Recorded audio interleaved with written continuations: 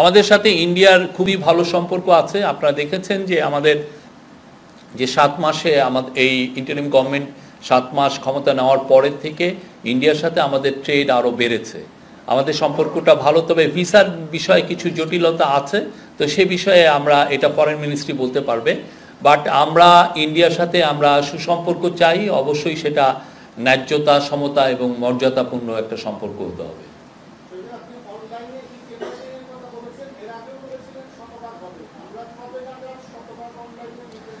এগুলো তো আপনি আউটরাইট আমরা আজকে ক্যাবিনেটের ডিসিশন হলো, বাট এটা নিয়ে তো কাজ করতে হয়। এটা অনেক ক্ষেত্রে যেমন দেখা যাচ্ছে যে আপনি উপজেলা লেভেলে ওই যারা এই টেন্ডারগুলো করছেন তাদের অনেক সময় ট্রেনিং থাকে না, তো তাদেরকে খুব দ্রুত যাতে ট্রেনিং দেওয়া হয়, কেননা এটা তো একটা প্রসিডিউরটা আপনার জানতে হবে। এটা ইচ্ছা করলেই তো আপনি হঠাৎ করে এটা করা যায় না।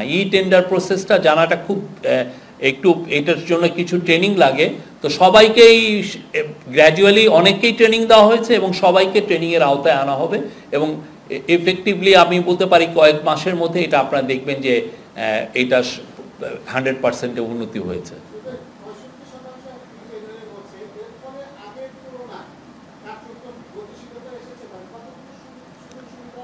টেন্ডারের মূল উদ্দেশ্য হচ্ছে যে যাতে টেন্ডারিং প্রসেসে কোনো ধরনের করাপশনটা না থাকে, এটা হচ্ছে মূল উদ্দেশ্য। তো সেই জায়গাটায় আমরা অ্যাচিভ করতে যাচ্ছি যে যাতে টেন্ডারিং প্রসেসে কোনো ধরনের কোনো মানে অসাধু গ্রুপগুলো যাতে ডোমিনেট না করতে পারে, কোনো ধরনের করাপশন যাতে না হয়, এবং এই জায়গাটায় যতটা স্বচ্ছতা রাখা যায় আমরা সেই স্বচ্ছতা যাতে ইনশিওর হয়, যেন টোটাল ট্রান্সপারেন্সি থাকে।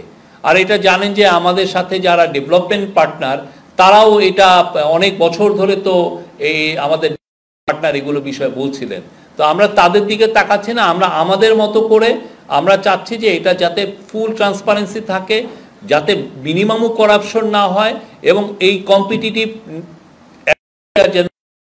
আরও অনেক কোম্পানি যাতে এই টেন্ডারিং প্রসেসে জয়েন করতে পারেন। ইয়েস, আমরা আমাদের নারীদের মধ্যে থেকে আমরা প্রশ্ন আশা করছি। না, ওনার আগে একটু বলুক, আপনি আবার বলবেন। নারী সাংবাদিকদের মধ্যে কোনো প্রশ্ন?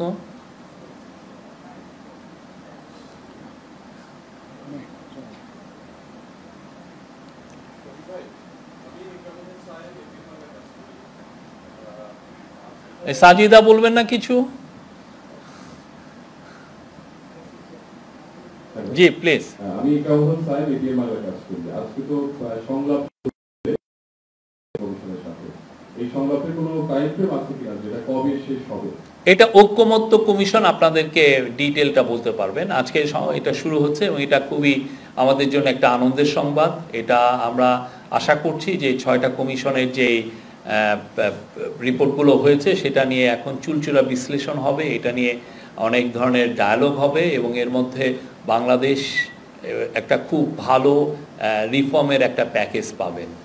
আরেকটা বিষয় হলো যে তুলসী গ্যাবারের যে সাক্ষাৎকার ইস্যুতে সরকার আসলে বিব্রত কিনা, বা এই ব্যাপারে সরকার কি ধরনের কূটনৈতিক তৎপরতা চালাচ্ছে? সরকার এই বিষয়ে একটা বিবৃতি দিয়েছে এবং এই বিষয়ে আমাদের যে ফরেন অ্যাডভাইজার সেই বিষয়ে কথা বলেছেন। এর বাইরে আমাদের আর নতুন করে কিছু অ্যাড করার নেই। এনিওয়ান ফ্রম নারী সাংবাদিকদের মধ্যে কোনো প্রশ্ন প্লিজ?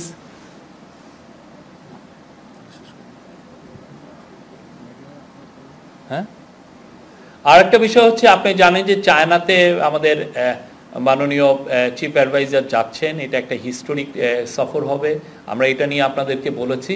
একটা বিষয় হচ্ছে যে চায়না আমাদের এখান থেকে 3টা এগ্রিকালচার পণ্য খুব বড় আকারে ইম্পোর্ট করতে চায়, চাইনিজ অ্যাম্বাসাডার আমাদেরকে জানিয়েছেন। তার মধ্যে আম, কাঁঠাল এবং গোয়াভা, এবং এটা খুবই প্রফেসর ইউনুস এটা এর আগেও তাদেরকে উত্থাপন করেছিলেন। ওয়াংয়ের সাথে ওনার যখন ইউএন জেনারেল অ্যাসেম্বলিতে কথা হয়েছিল এই বিষয়টা উত্থাপন করেছিলেন। পরবর্তীতে চাইনিজ অ্যাম্বাসাডারের সাথেও এই বিষয়টা আলাপ হয়েছিল, উনি বলেছিলেন, এবং চাইনিজ অ্যাম্বাসাডার বলেছেন যে মানে একটু করেই করেছেন, একটু যোগ করেই, যে আমরা এত আম নিব তোমাদের এখান থেকে, তোমাদের এখানে শর্টেজ হয়ে যাবে। হ্যাঁ, তো সেই জন্য আমরা আশা করছি যে চায়নায় আমাদের একটা নতুন এক্সপোর্টের নতুন দিগন্ত উন্মোচিত হবে। তারা বাংলাদেশের আমকে চাইনিজরা পছন্দ করছেন এবং এই বিষয়ে চায়নায় আপনি খুব দ্রুত আপনারা দেখবেন এবং এই সফরের মাধ্যমে এটা আরও আমাদের ওপেন আপ হবে এই মার্কেটটা। এবং তারা চাইনিজরা খুব কাঁঠাল পছন্দ করেন, কাঁঠালটাও খুব বৃহৎ আকারে আমরা এক্সপোর্ট করতে পারবো। আর আমের ক্ষেত্রে যেটা হচ্ছে যে এটার স্যানিটারি ফাইটোস্যানিটারি অনেকগুলো যেগুলো স্ট্যান্ডার্ড মেনটেন করার জন্য ফাও আমাদেরকে $4 মিলিয়ন দিচ্ছে। তো সেই অনুযায়ী এগুলো এই ফ্যাসিলিটিগুলো এক্সপোর্টের জন্য কিছু কিছু তো মিনিমাম কিছু স্ট্যান্ডার্ড মেনটেন করতে হয়, সেই মেনটেন করার জন্য ফাও আমাদেরকে কারিগরি সহায়তা এবং অন্যান্য সহায়তা দিচ্ছে। তো এর ফলে যেটা হবে যে বাংলাদেশের আম বৃহৎ আকারে চায়নায় যাবে আমরা আশা করছি। আমি মহিদুল হক নিউ এজে কাজ করি। আমার একটা প্রশ্ন ছিল, চায়না প্রসঙ্গ যখন এসেছে যে আমাদের এফটিএ নিয়ে একটা কথাবার্তা চাইনিজ সঙ্গে হচ্ছিল, তো মাননীয় প্রধান উপদেষ্টার এই সফরের সময় এফটিএ নিয়ে কোনো এজেন্ডা আছে কিনা? আপনি জানেন যে এটা খুব শর্ট একটা নোটিশে ভিজিটটা হচ্ছে, তো যেগুলো আলোচনা হবে সেগুলো নিয়ে এখনও আমরা হ্যামার আউট হচ্ছে কি কি বিষয় নিয়ে আলোচনা হবে, সেগুলো এখনও ডিসকাশনের পর্যায়ে আছে। এটা পুরোপুরি যখন কংক্রিট একটা জায়গায় যাবে আমরা আপনাদেরকে জানাবো। জি,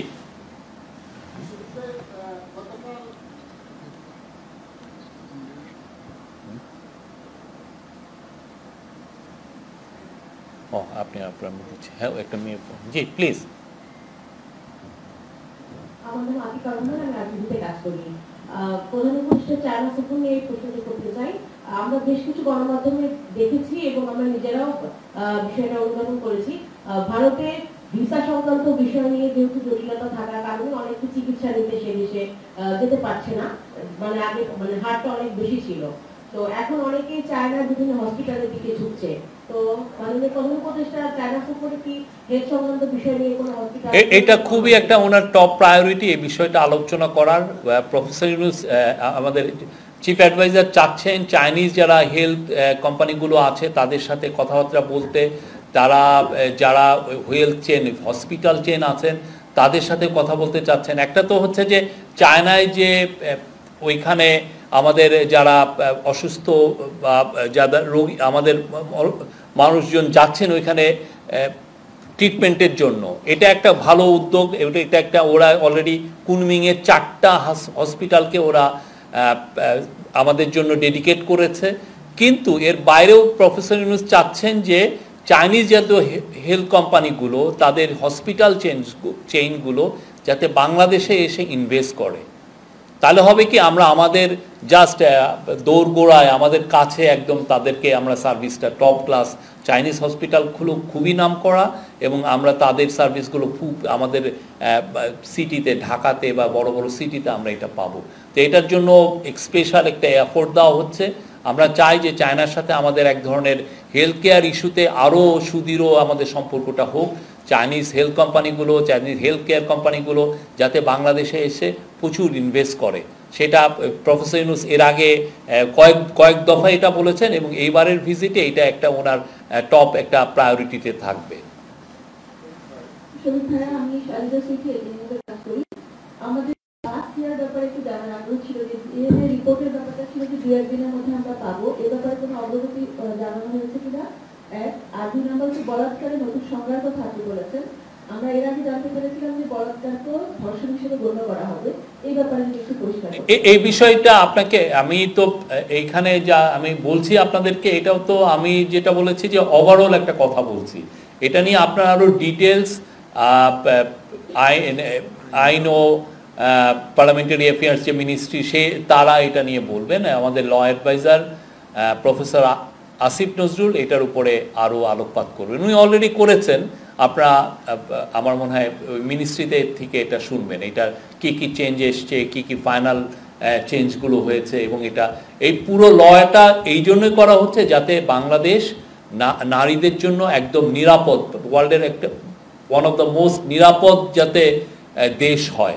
এটা হচ্ছে মানে কোনো ধরনের কোনো আর যে কোনো রেপ কেস যাতে খুব দ্রুত এটা আমরা ট্রায়াল করতে পারি এবং এটা খুব দ্রুত যেন এটার ভার্ডিক্টগুলো ডেলিভার করা যায়। শফিক ভাই, আমি মোস্তফা মল্লিক চ্যানেল আইতে। আবার চায়না প্রসঙ্গে আসি। চায়নার যে পেশেন্ট এবং ডক্টর যারা গিয়েছিল, প্রতিনিধি দলে আমিও ছিলাম এবং 4টা হসপিটালে গিয়েছিলাম। তো সেখানে হাসপাতাল কর্তৃপক্ষ, আপনি 3 দিন দিয়েছেন, হাসপাতাল কর্তৃপক্ষরা ইন্টারভিউ নিয়েছিলাম, তারা বলেছিল যে খুব শীঘ্রই একটা বড় ধরনের প্রজেক্টে বাংলাদেশের সঙ্গে তারা অ্যাড হচ্ছে। সেখানে হচ্ছে যে বাংলাদেশি একটা হসপিটাল হবে যেখানে চায়না ইয়ে করবে, কারণ এবং বিমান ভাড়াটাও অনেক বেশি। তারা বলছে যে পেশেন্ট বাড়লে বিমান ভাড়া কমে যাবে। আর দোভাষীর একটা সমস্যা তারাও বলেছে, এখানে একটা ভাষাগত সমস্যা আছে। এই বিষয়টি নিয়ে আসলে আপনার কাছে কি তথ্য আছে? এখন ব্যাপারটা হচ্ছে কি যে যদি দোভাষীর সমস্যা থাকে, সবকিছুই বাংলাদেশের 50,000 বাংলাদেশি এখন চায়নাতে পড়ালেখা করছেন। তো আমার মনে হয় না যে দোভাষীর সমস্যাটা একটা বড় ইস্যু হবে।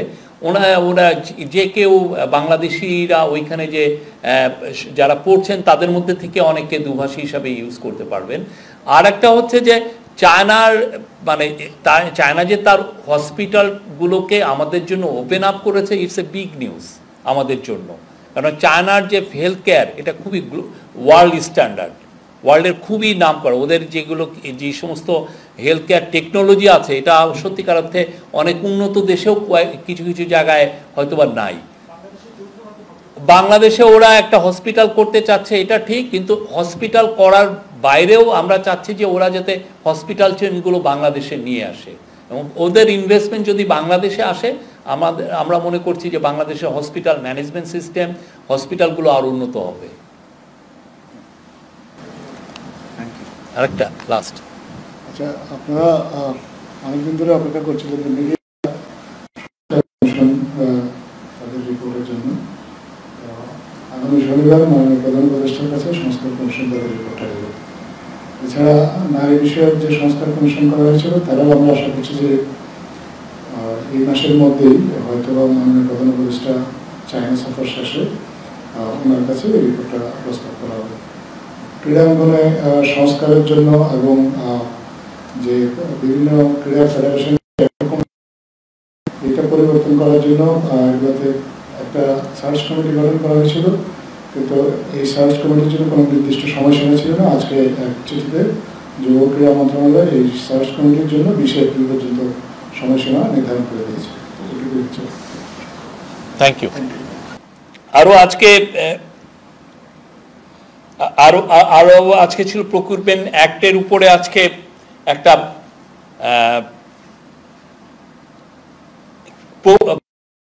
নিয়ে আপনি জানেন যে আমাদের এটা নিয়ে আগে অনেক ধরনের এটা নিয়ে কনসার্ন ছিল। দেখা যাচ্ছিল যে সিন্ডিকেট করে অনেক কোম্পানি কয়েকটা জায়গার কয়েকটা মিনিস্ট্রিতে দেখা যাচ্ছে একই ধরনের 2-3টা কোম্পানি তারা সিন্ডিকেট করে বেশিরভাগ ক্ষেত্রে অনেক ক্ষেত্রে গভর্নমেন্টের কন্ট্রাক্টগুলো পাচ্ছিলেন।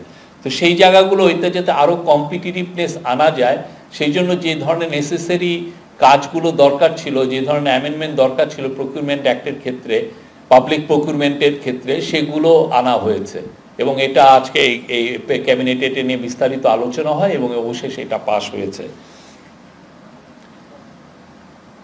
এটার ক্ষেত্রে এখানে প্রাক্কলিত মূল্যের 10%-এর বেশি না কম হলে টেন্ডার প্রস্তাব বাতিলের যে বিধান তা বাতিল করা হয়েছে। পূর্বের কাজের মূল্যায়নের জন্য যে ম্যাট্রিক্স ছিল যেটা থাকার ফাইল একই প্রতিষ্ঠান বারবার কাজ পেত তা বদলে নতুন সক্ষমতা ম্যাট্রিক্স করা হবে, এতে সিন্ডিকেট ভাঙবে। এবং অ্যাট দ্য সেম টাইম আজকে চিফ অ্যাডভাইজার প্রত্যেকটা মিনিস্ট্রিকে নির্দেশনা দিয়েছেন যে এগুলো পাবলিক প্রকিউরমেন্টের ক্ষেত্রে কারা কারা কাজ পাচ্ছেন, কি কি তাদের স্ট্যাটাসটা কীরকম সেগুলো একটু জানতে চেয়েছেন উনি। এটার উপরে এটা একটা ফাইলে এটা একটা কম্পাইল হবে যে কারা কোথায় কোথায় এখানে কি কোনো সিন্ডিকেট আছে কিনা সেগুলো একটু দেখে নেওয়া হবে।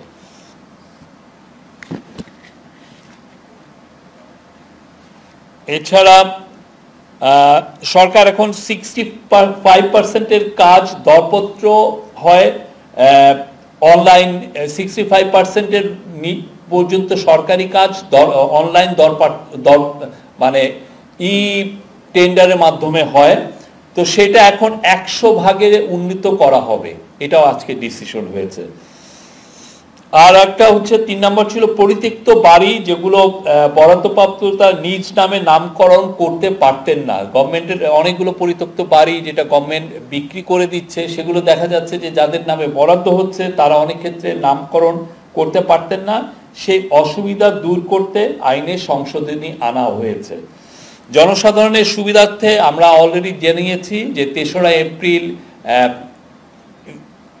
ছুটি ঘোষণা করা হয়েছে। এবং আরও একটা ঐতিহাসিক বিষয় হচ্ছে যে আজ এই চৈত্র সংক্রান্তিতে 3টা পার্বত্য ডিস্ট্রিক্টে ছুটি থাকবে।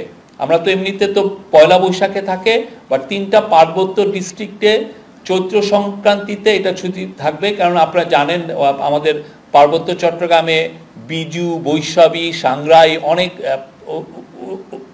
অনেক তারা ফেস্টিভ্যালের আয়োজন করেন এবং এটারও তাদের জন্য এই নির্বাহী আদেশে একটা ছুটির বন্দোবস্ত করা হচ্ছে। এবং এই ছুটিটা এই আমাদের সমতলে যারা জাতিগোষ্ঠী আছেন বাঙালি ছাড়া, যেমন ধরেন সাঁওতাল, খাসিয়া বা গারো, তাদের জন্য এটা প্রযোজ্য হবে। আর আজকে আরো বেশ কিছু ডিসিশন এসছে, তার মধ্যে আমি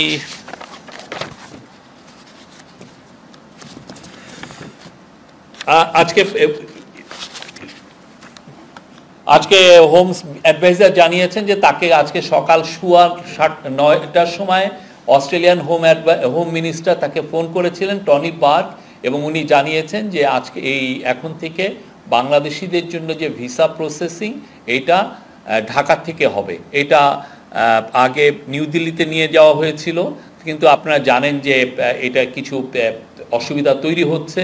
তো সেই জন্য অস্ট্রেলিয়ার তরফে কালকে অ্যাম্বাসাডার জানিয়ে গিয়েছিলেন, আজকে অস্ট্রেলিয়ার হোম মিনিস্টার, আজকে আমাদের home adviser lieutenant general Jahangir Alam Chowdhury তাকে ফোন দিয়েছিলেন। এবং এটা আপনারা জানেন যে গত 31শে অক্টোবর টনি বার্গ বাংলাদেশে এসেছিলেন, তখন তার সাথে চিফ অ্যাডভাইজারের কথা হয়েছিল। চিফ অ্যাডভাইজার এই অনুরোধটা করেছিলেন যে যাতে বাংলাদেশের মানুষরা, বাংলাদেশের ন্যাশনাল যাতে ঢাকা থেকেই ভিসা প্রসেসিং করতে পারে। তো আমরা তাকে এই প্রসেসটা এখন থেকে ঢাকা থেকে শুরু হবে। এই ছিল আজকে মোটামুটি ক্যাবিনেটের মূল ডিসিশনগুলো। আপনারা প্রশ্ন করতে পারেন।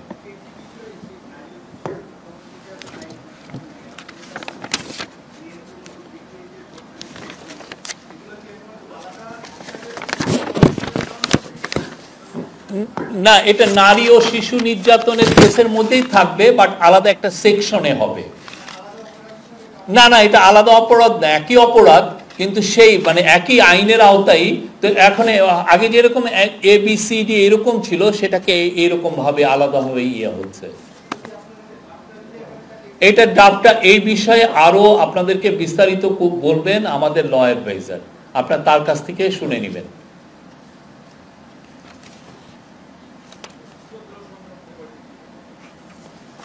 একদিনের ছুটি।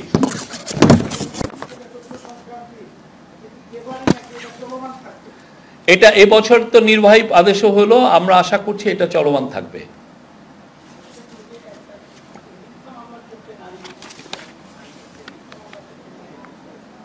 সে বিষয়ে আরো বিস্তারিত আমাদের ল অ্যাডভাইজার আপনাদেরকে এটা নিয়ে বলবেন।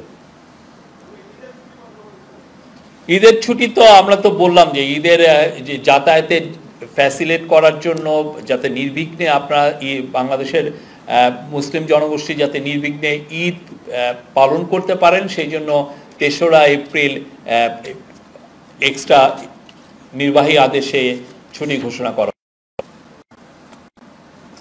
আর আজকে ক্যাবিনেটে জানানো হয় যে প্রায় 1,72,000 পজিশন খালি আছে, এবং প্রফেসর আমাদের চিফ অ্যাডভাইজার পাবলিক অ্যাডমিনিস্ট্রেশনের যে সেক্রেটারি তাকে বলেছেন যে আরো বিস্তারিত করে জানাতে যে কতটা পোস্ট খালি আছে, এবং সেই ব্যাপারে সামনে কি কি মেজার নেওয়া যায়, কিভাবে রিক্রুটমেন্ট করা যায় সেটা জানার জন্য উনি এটা তাকে জানিয়েছেন, তাকে বলেছেন।